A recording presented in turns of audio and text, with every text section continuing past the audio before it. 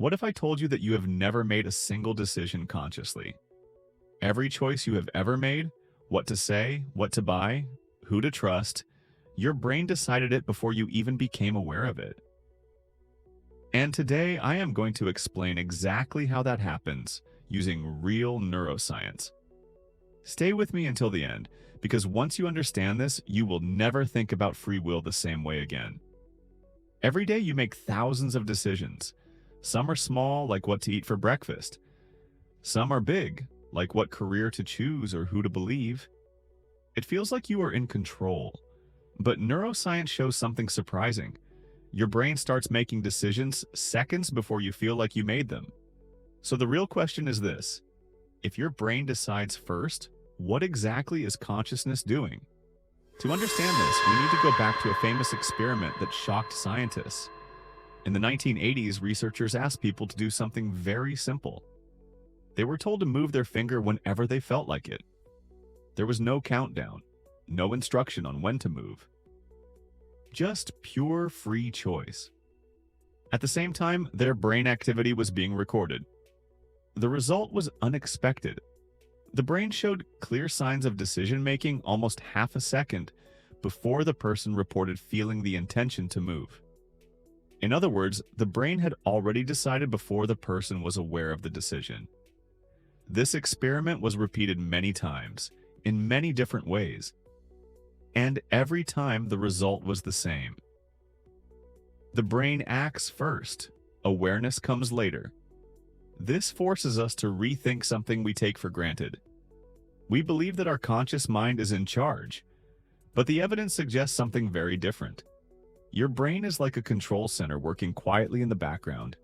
It processes information, compares patterns, and makes choices automatically. Only after the decision is made does consciousness step in. At that point, your conscious mind does not decide.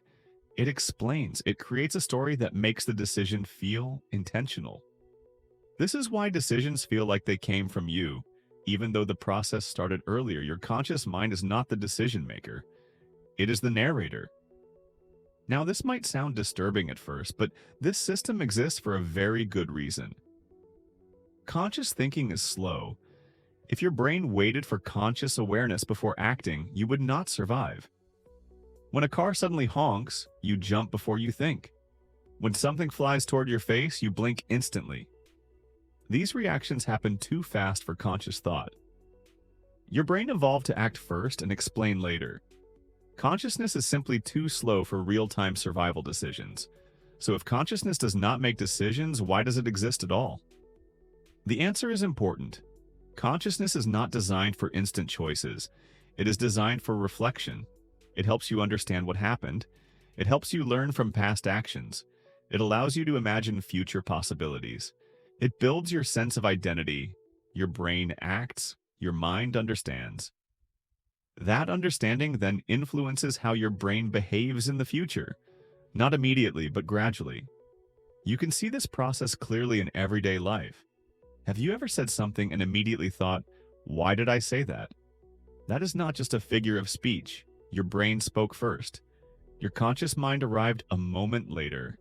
The same thing happens when you buy something impulsively, or when you click on a video without knowing why, or when you feel drawn to a certain person. The decision feels spontaneous, but it was already forming beneath your awareness.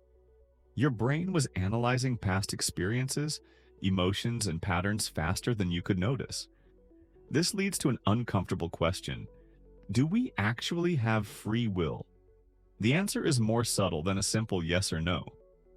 You do not control individual thoughts or impulses, but you do influence how your brain makes decisions over time.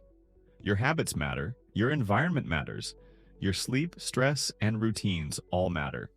They slowly rewire how your brain responds. You may not choose the thought, but you shape the thinker. This is why understanding the brain is empowering. Once you realize that impulses are automatic, you stop blaming yourself for every thought. You stop believing that a single moment defines who you are. Instead, you focus on changing the system. Better habits lead to better decisions. Better inputs lead to better outcomes.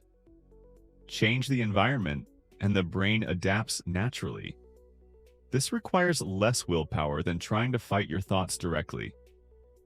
There is one more important idea to understand. The feeling of control is one of the greatest illusions of human experience. Your brain creates this feeling because it keeps you psychologically stable.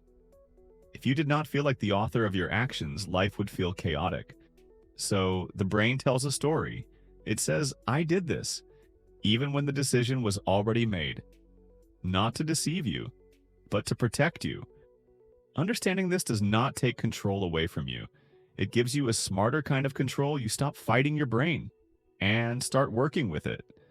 So the next time you make a choice, pause for a moment. Because what you call you is only the final voice in a much deeper system. If you want more science-based explanations about how your mind really works, subscribe to this channel because your brain is already making decisions you are not aware of yet.